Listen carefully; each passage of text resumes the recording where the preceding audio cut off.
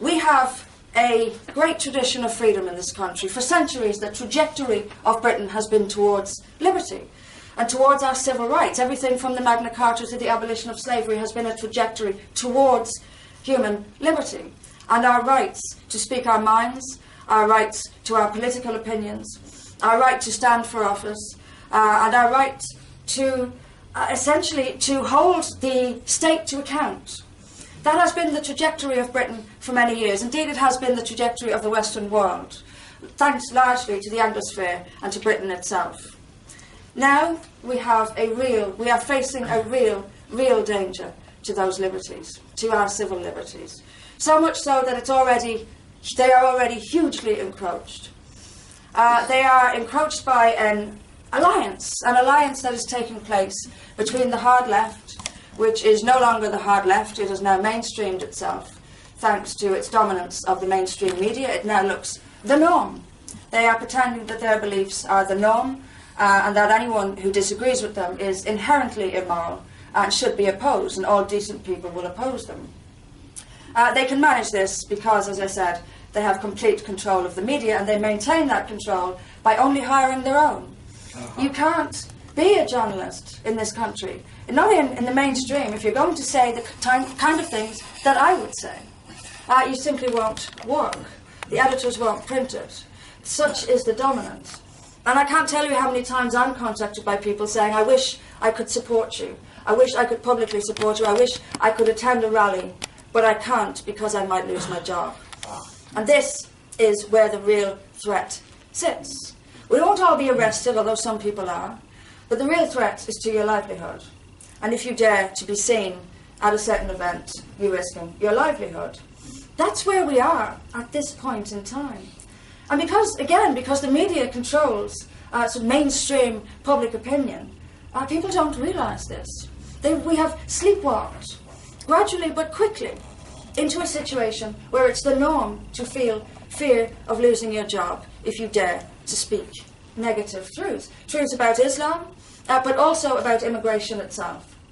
And the left wing, the hard left, has aligned itself with Islam. It has aligned itself with every violent, poisonous jihadi on the planet ideologically. It will not criticise them.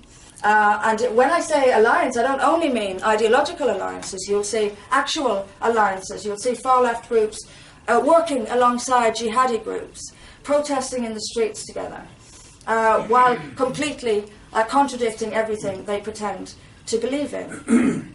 So we have this alliance, and we have this slow march through the institutions. That means that the entire public sector is being dominated by a hard-left ideology, obsessed with racism. And this is where Islam comes in. Most Muslims aren't white. So the Islamists, and by that I mean the Sharia activists, the people who are actually going out and campaigning for Sharia, they have used this. They have used the poison that the left has dripped into society to advance themselves. If you don't like us, you're a racist. And then we made it effectively illegal to be a racist, without anyone defining what a racist was. In fact, we now have Hate Crime Week. We are in the middle of National Hate Crime Awareness Week. Were you aware that we were in the middle of Hate Crime Awareness Week? Well, we are. So now you're aware of it. We are all supposed to be aware that calling someone a nasty name is a greater crime than theft or assault. This is what Hate Crime Awareness Week is all about. And it's the truth. This is not, people call me fear-mongering, I'm just repeating what I see. It's the truth. We have police on Twitter telling us how they will track us down if they see nasty tweets from us. And then we have the newspapers telling us that the Metropolitan Police is not so concerned anymore about theft and assault because they don't have the resources. But they do have the resources to make pro-Islam propaganda videos. I watched one and sent one out on social media this morning. Lincolnshire Police made a video about how not all Muslims are terrorists. We know. We know. But thank you for telling us. But that's not the issue. Terrorism's not the issue. And I've been heavily criticised for saying this, and because of that I'll say it again.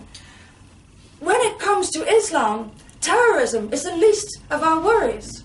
It is the slow encroachment. It is the alliance with the left that is taking away our very right to speak. It is giving a government the right to take away our right to criticise them, because in order to criticise Islam and immigration, we have to be able to criticise their policies. This is a gift. This is a gift. It's essentially becoming a crime to criticise government policy. This is tyranny. This is totalitarianism. And it's what the left is after, and it's what Islam is after. And they don't care what the end result will be, because they're both completely deluded. They both think they're heading towards their own utopia, and they're using each other to get there. Our freedom is disappearing. Our freedom is disappearing. Our personal freedom is disappearing while the state encroaches on our private lives and makes private lives a big political issue. So what have the police got to do with pride? Why? It's got nothing to do with them. Why are you rainbowing up your cars? It's got nothing to do with you. It's a private matter. Stay out of it. People's sex lives are no concern of the state's. We all must be able to live our lives privately within the law without any interference from the state. And this encroachment into sexuality, for example, by the state is an encroachment into our privacy. We are losing our political rights, obviously, because we're not able to speak our minds. And we're not able to speak our minds particularly on immigration. It's not just Islam, but immigration. Try to express any kind of negative opinion about the mass migration from Africa and the Middle East into Europe over the last 5 or so decades, and you're in trouble. And you're in trouble. And there's a reason for that. If we're allowed to criticise the immigration and speak about it honestly, then people out there will agree with us. And that's the problem. So the media must be controlled, so that we can't read uncomfortable facts about immigration because we might agree with them. And then we might vote in a way that the media doesn't want us to vote.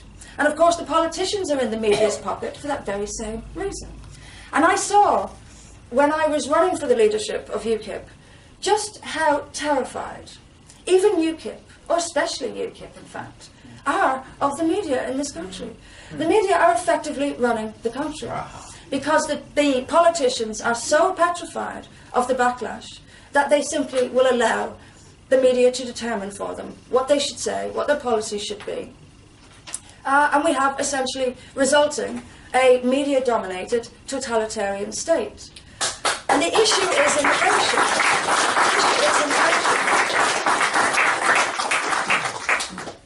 The left in the West has, for generations, if not longer, dreamt of bringing down Western civilization.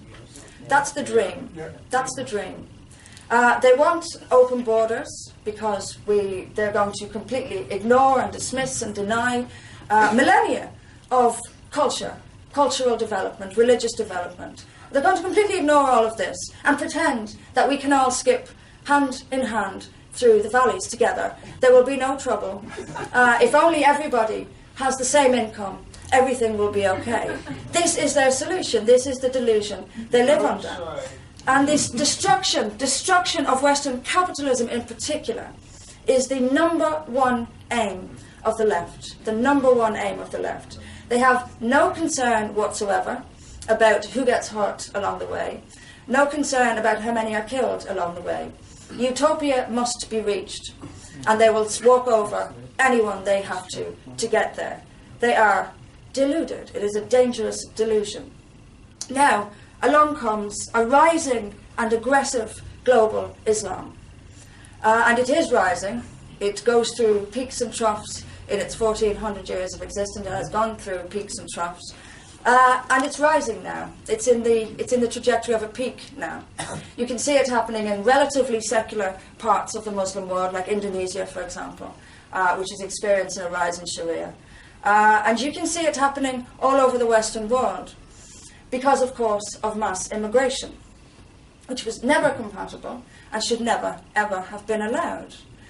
So the left sees this brilliant ally in bringing it down. It's aggressive, it's unforgiving, it's merciless, and it too has an enormous delusion. It is living under an enormous delusion. And their delusion is that the whole world will be Islamic and the whole world will be governed by Sharia law.